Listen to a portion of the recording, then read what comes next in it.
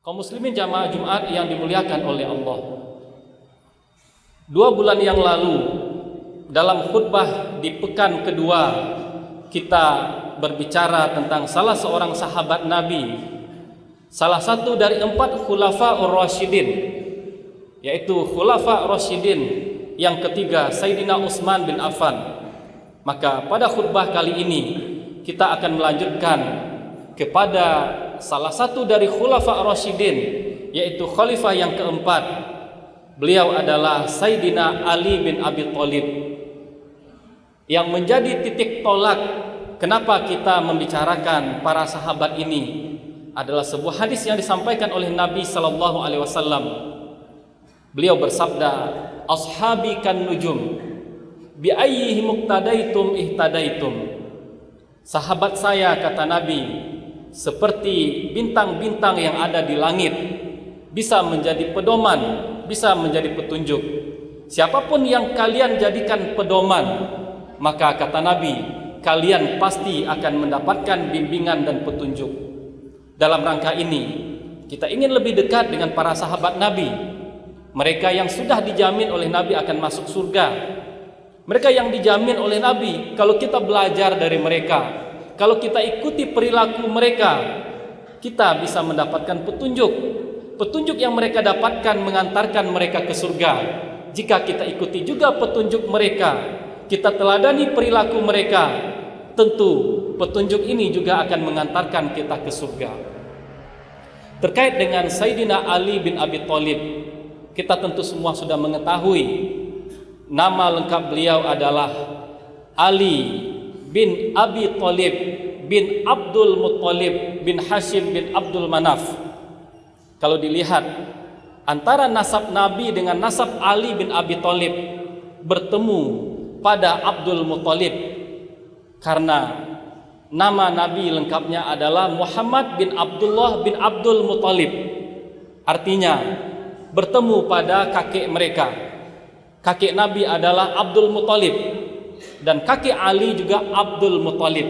Artinya kedua orang tua mereka adalah kakak beradik. Maka ini juga yang menjadi landasan kenapa ketika kita membaca dalam sirah Nabawiyah, ternyata Ali dari kecil dibesarkan di rumah Nabi sallallahu alaihi wasallam.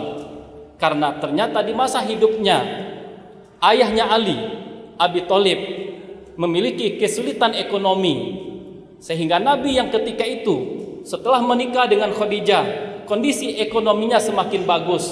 Berbincang dengan Hamzah, bagaimana kalau kita ringankan beban dari ayahnya Ali dengan cara kita merawat anak mereka.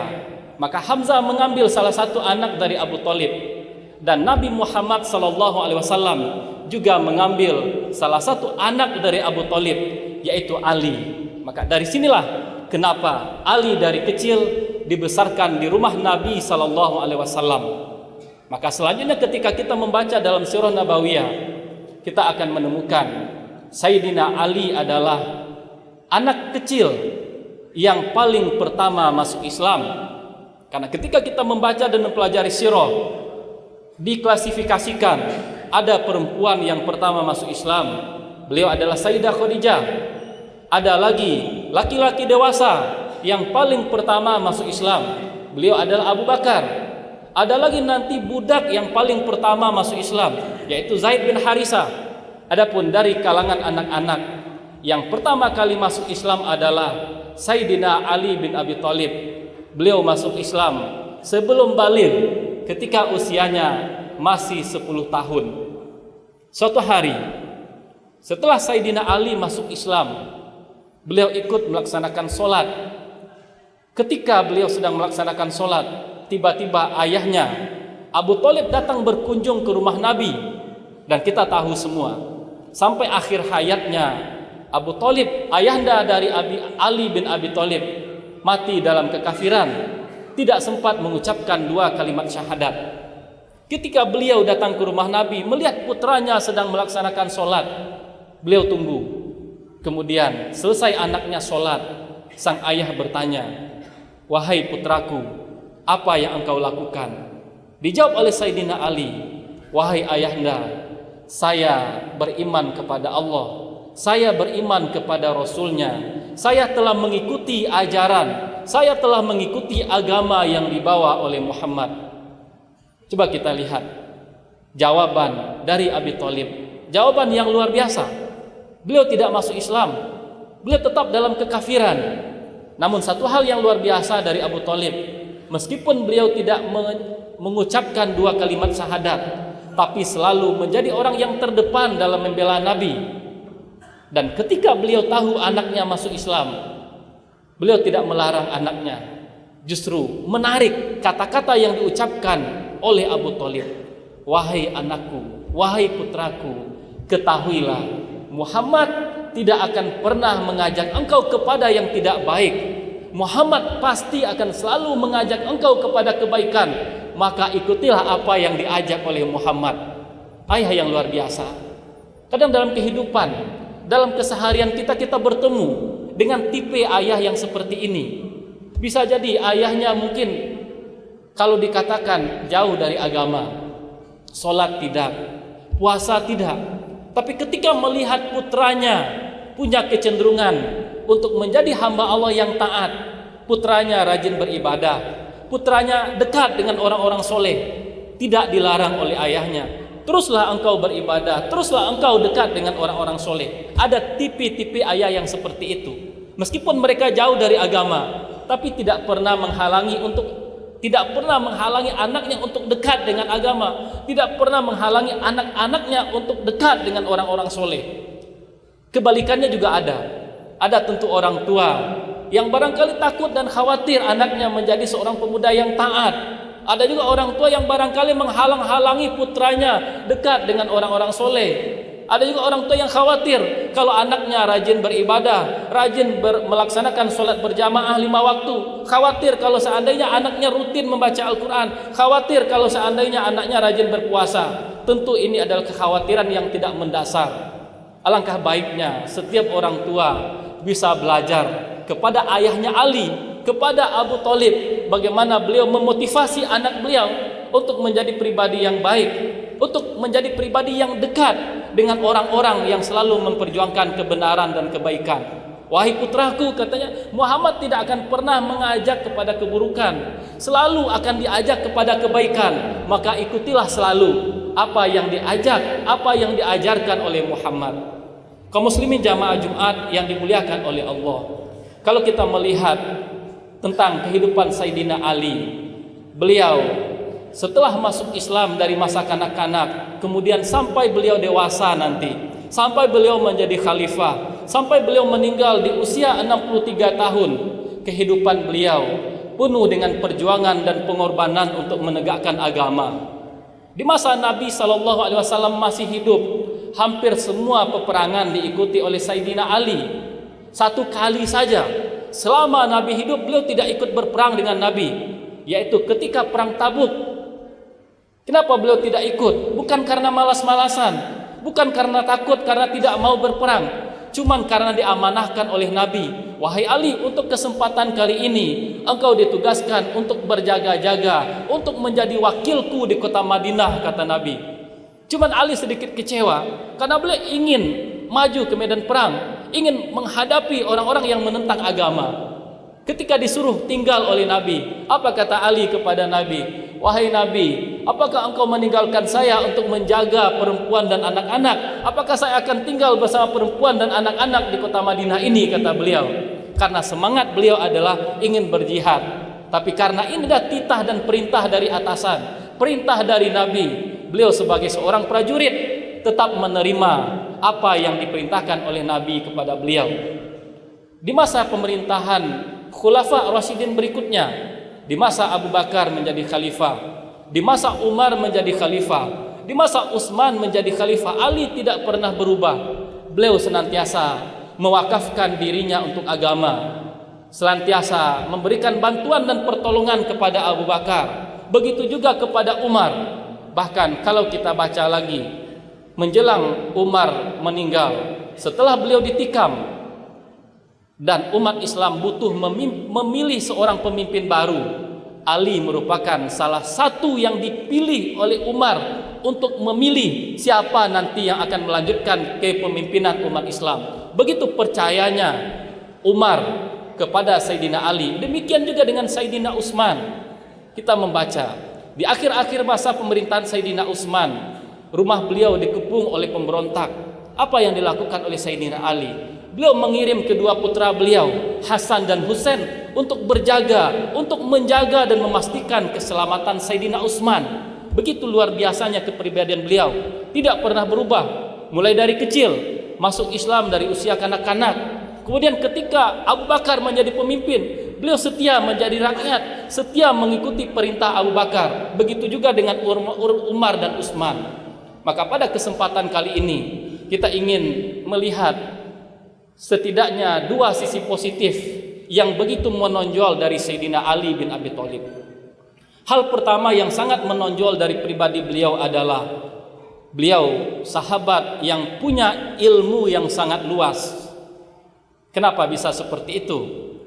Tentunya ini salah satu buah dan berkah dari hidupnya beliau dari masa kecil dengan Nabi SAW, senantiasa dekat dengan Nabi, senantiasa hidup bersama Nabi. Secara otomatis akan begitu banyak ilmu, akan begitu banyak ma'rifah, akan begitu banyak hikmah yang beliau dapatkan dari Nabi SAW. Dan ini diakui oleh seluruh sahabat Nabi. Mereka mengakui Ali adalah salah seorang ahli fikih, Ali adalah salah seorang ahli hukum, Ali adalah salah seorang cendekiawan di antara para sahabat. Pernah suatu hari Muawiyah bin Abi Sufyan ditanya oleh seseorang tentang salah satu permasalahan. Wahai Muawiyah, saya ingin bertanya tentang ini kepada engkau. Apa jawabannya? Apa jawaban Muawiyah kepada laki-laki yang bertanya tadi? Engkau tanyakan pertanyaan ini kepada Ali. Ali lebih tahu daripada saya, ilmunya Ali lebih luas daripada saya. Apa kata laki-laki tadi? Justru saya lebih senang dengan jawaban engkau, wahai Muawiyah. Apa kata Muawiyah? Celaka engkau, ilmu Ali jauh lebih luas daripada saya, jawaban Ali lebih tepat daripada saya. Bertanyalah engkau kepada Ali, katanya. Seperti ini pengakuan dari para sahabat. Ketika mereka ditanya suatu masalah, yang terbayang oleh mereka adalah Ali lebih paham masalah ini, lebih bagus bertanya kepada Ali daripada kepada saya, katanya. Sayyidah Aisyah juga pernah ditanya tentang masalah khuf, sepatu dari kulit yang dipakai ketika musim dingin. Ketika Sayyidah Aisyah ditanya bagaimana tata cara, bagaimana hukum memakai khuf, lagi-lagi Sayyidah Aisyah bertanya, engkau sebaiknya bertanya kepada Ali. Ali lebih faqih, Ali lebih paham, Ali lebih tahu tentang masalah ini daripada saya. Seorang Aisyah, istri Nabi, juga mengakui keluasan ilmu Sayyidina Ali bin Abi Thalib. Dan satu hal yang menarik pernah terjadi di zaman Sayyidina Umar. Seorang perempuan yang melahirkan di usia 6 bulan kandungannya. Umar curiga, jangan-jangan perempuan ini sebelumnya sudah berzina. Tidak benar, sebenarnya usia kandungannya 6 bulan, tapi dia sebelum menikah telah berzina terlebih dahulu. Kemudian setelah 6 bulan menikah, anaknya langsung lahir. Umar ingin merajam perempuan ini, dan beritanya sampai kepada Ali bin Abi Thalib. Ali bersegera datang kepada Umar. Kemudian Ali mengutip salah satu firman Allah dalam surat Al-Ahqaf, wa hamluhu wa fisaluhu salasuna syahra. Seorang perempuan hamil anaknya, kemudian diikuti dengan menyusu. Total antara hamil dengan menyusui anak itu adalah 30 bulan. Kemudian dalam surat Luqman juga dijelaskan oleh Allah, wa fisaluhu fi amain. Dan menyusui seorang anak itu, seorang ibu menyusui anaknya selama 24 bulan. Maka kata Ali kepada Umar, wahai Umar, jika dilihat antara hamil kemudian menyusui ada 30 bulan. Sementara dalam ayat lain disebutkan untuk menyusui itu totalnya adalah 24 bulan, 2 tahun. 2 tahun itu 24 bulan. 30 dikurang 24 sama dengan 6. Artinya ketika seseorang setelah menikah kemudian pada usia kandungan yang ke-6 atau 6 bulan setelah dia menikah, dia melahirkan, kemungkinan besar dia tidak berzina, karena ada peluang seperti itu. Seorang perempuan hamil kemudian melahirkan prematur, usia kandungannya 6 bulan. Itu usia kandungan paling minimal. Ada kemungkinan bayinya masih selamat. Setelah dikatakan oleh Ali seperti itu, apa kata Umar? Kalau seandainya Ali tidak ada, akan celaka Umar, akan binasa Umar, akan melakukan suatu kesalahan Umar, kata Umar bin Khattab. Ini yang pertama yang sangat menonjol dari Sayyidina Ali, seorang sahabat yang ilmunya begitu luas, diakui oleh seluruh sahabat. Hal kedua yang juga sangat menonjol dari Sayyidina Ali adalah beliau seorang laki-laki sejati, seorang laki-laki yang sangat pemberani. Dan ini menarik kalau kita lihat, seorang berilmu biasanya kalau seorang punya ilmu rata-rata penakut, rata-rata punya perhitungan. Yang biasanya terlalu berani itu orang yang ilmunya kurang, orang yang bacaannya kurang. Itu biasanya yang terlalu berani. Tetapi Ali bin Abi Thalib luar biasa, memadukan dua hal ini. Di satu sisi beliau punya ilmu yang luas, di satu sisi beliau punya keberanian yang luar biasa. Ini unik dan sangat jarang terjadi. Tapi ada pada diri Sayyidina Ali bin Abi Thalib. Dan tentang keberanian beliau tidak diragukan lagi. Ketika Nabi hijrah, kita ingat siapa yang tidur di tempat tidur Nabi ketika Nabi berangkat. Yang tidur, yang berani menggantikan Nabi untuk tidur di rumah Nabi adalah Ali bin Abi Thalib. Beliau berani tidur di sana, taruhannya adalah nyawa. Ketika Nabi pergi, ketahuan sama orang yang menggantikan di sana adalah Ali, pasti resikonya begitu besar. Tapi keberanian beliau membuat beliau berani menggantikan Nabi. Kita lihat lagi nanti misalnya dalam perang Badar. Sebelum perang Badar terjadi, diadukan perang tanding 1 melawan 1. Dari pihak musyrikin, mereka mengutus Utbah bin Rabi'ah, Syaibah bin Rabi'ah, Al-Walid bin Rabi'ah. Maka dari umat Islam, Nabi mengutus Ubaidah bin Haris, Hamzah bin Abdul Muttalib, dan Ali bin Abi Thalib. Orang Quraisy mengutus 3 orang kesatria mereka, 3 orang yang pemberani di antara mereka. Dan Nabi juga mengutus 3 orang yang pemberani, 3 orang kesatria umat Islam. Dan salah satu yang diutus oleh Nabi adalah Ali. Dan Ali berhasil mengalahkan lawannya Al-Walid bin Utbah. Kita lihat lagi nanti dalam perang Ahzab. Ini menarik. Ketika pasukan kafir Quraisy datang ingin mengepung kota Madinah, umat Islam sudah menyiapkan parit besar agar tidak bisa ditembus oleh orang-orang Quraisy. Tapi ada salah seorang jenderal besar, panglima ternama Quraisy, yang berhasil menerobos ke Madinah, berhasil melewati parit yang sudah dibuat oleh umat Islam. Nama beliau adalah Amr bin Wud, salah seorang yang begitu pemberani. Semua orang takut, anak-anak di Mekah takut kalau mendengar nama Amr bin Wud, karena begitu perkasanya, karena begitu pemberani. Maka dia menantang umat Islam, siapa di antara kalian yang berani menghadapi saya? Umat Islam khawatir, takut, karena yang dihadapi adalah panglima besar Quraisy. Maka tiba-tiba Ali bin Abi Thalib muncul. Saya yang akan menghadapi engkau. Kata Ali, sebelum kita bertanding, saya pernah mendengar engkau pernah mengatakan, tidaklah saya diajak untuk memilih salah satu dari 2 hal, pasti akan saya pilih salah satunya. Benarkah engkau pernah berkata seperti itu? Kata Ali. Benar, kata Amr bin Wud. Maka pada kesempatan ini, kata Ali, saya mengajak engkau untuk beriman kepada Allah, untuk beriman kepada Rasul. Maukah engkau? Kata Ali. Tidak, saya tidak mau. Kalau begitu, saya mengajak engkau untuk pilihan kedua. Mari kita bertanding. Apa kata Amr bin Wud? Wahai Ali, engkau adalah anak dari teman saya. Engkau masih kecil, tidak tega saya menumpahkan darah engkau. Itu kata Amr bin Wud kepada Ali. Namun dijawab oleh Ali, wahai paman, justru saya berdiri di sini ingin memenggal kepala engkau, kata Ali. Maka terjadilah pertarungan antara Ali yang masih kecil dengan jenderal senior Quraisy Amr bin Wud. Dan dalam perang itu, lagi-lagi Sayyidina Ali bisa mengalahkan Amr bin Wud. Kaum muslimin jamaah Jumat yang dimuliakan oleh Allah, inilah 2 hal kelebihan yang sangat menonjol dari Sayyidina Ali bin Abi Thalib. Beliau seorang yang berilmu, dan beliau adalah seorang yang pemberani. Ilmu dan keberanian beliau digunakan untuk memperjuangkan agama. Ilmu dan keberanian digunakan untuk menegakkan agama. Aqulu qauli hadza astaghfirullah li wa lakum wa lisairil muslimina wal muslimat fa'tabiru ya ulil absar la'alakum turhamun.